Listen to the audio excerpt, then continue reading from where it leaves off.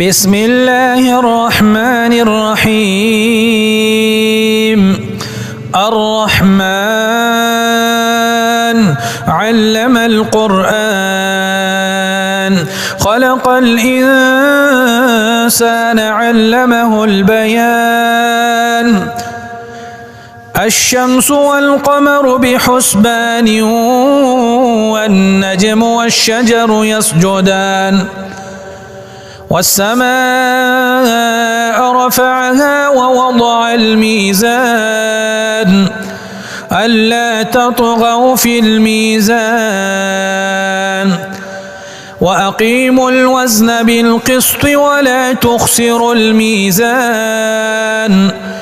والأرض وضعها للأنام فيها فاكهة والنخل ذات الأكمام والحب ذو العصف والريحان.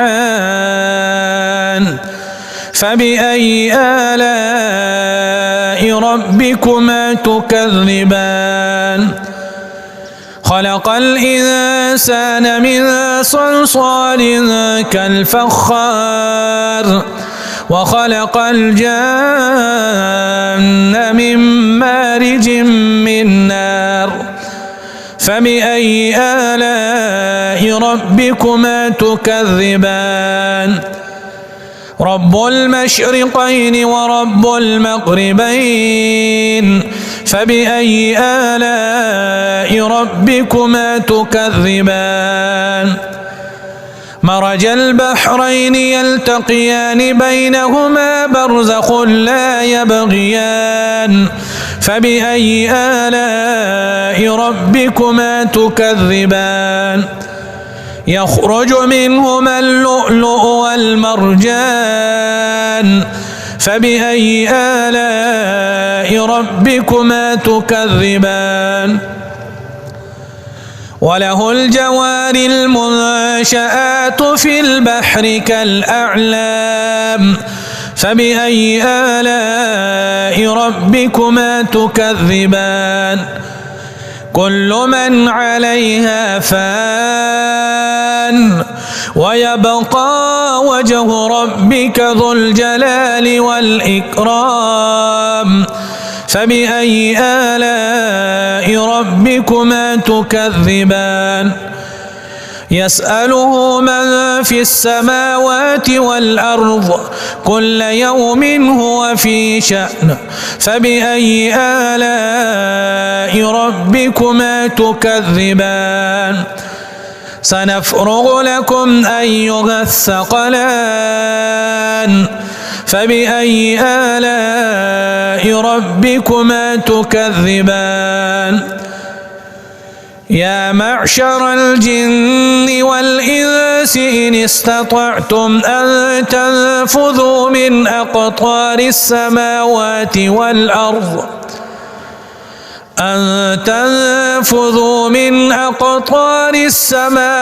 والأرض فانفذوا لا تنفذون إلا بسلطان. فبأي آلاء ربكما تكذبان؟ يرسل عليكما شواظ من نار ونحاس فلا تنتصران. فبأي آلاء ربكما تكذبان؟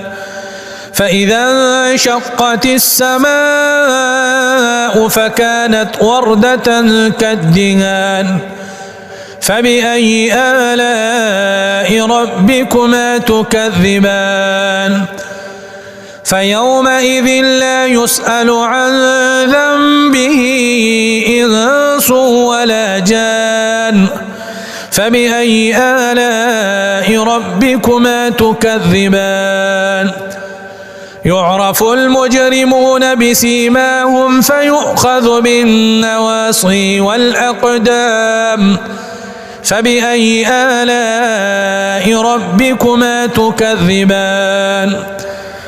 هذه جهنم التي يكذب بها المجرمون يطوفون بينها وبين حميم آن فبأي آلاء ربكما تكذبان ولمن خاف مقام ربه جنتان فبأي آلاء ربكما تكذبان ذواتا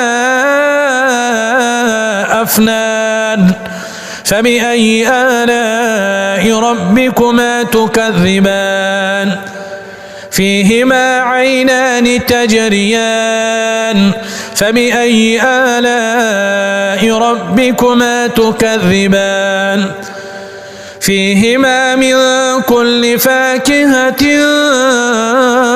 زوجان فبأي آلاء ربكما تكذبان متكئين على فرش بطائنها من استبرق وجنى الجنتين دان فبأي آلاء ربكما تكذبان فيهن قاصرات الطرف لم يطمثهن إنس قبلهم ولا جان فبأي آلاء ربكما تكذبان كأنهن الياقوت والمرجان فبأي آلاء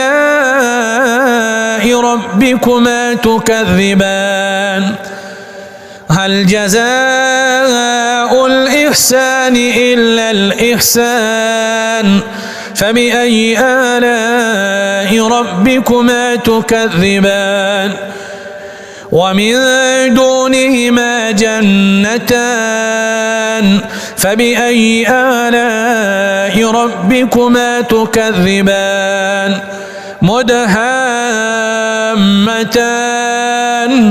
فبأي آلاء ربكما تكذبان فيهما عينان نضاختان فبأي آلاء ربكما تكذبان فيهما فاكهة ونخل ورمان فبأي آلاء ربكما تكذبان فيهن خيرات حسان فبأي آلاء ربكما تكذبان حور مقصورات في الخيام فبأي آلاء ربكما تكذبان لم يطمثهن إنس قبلهم ولا جان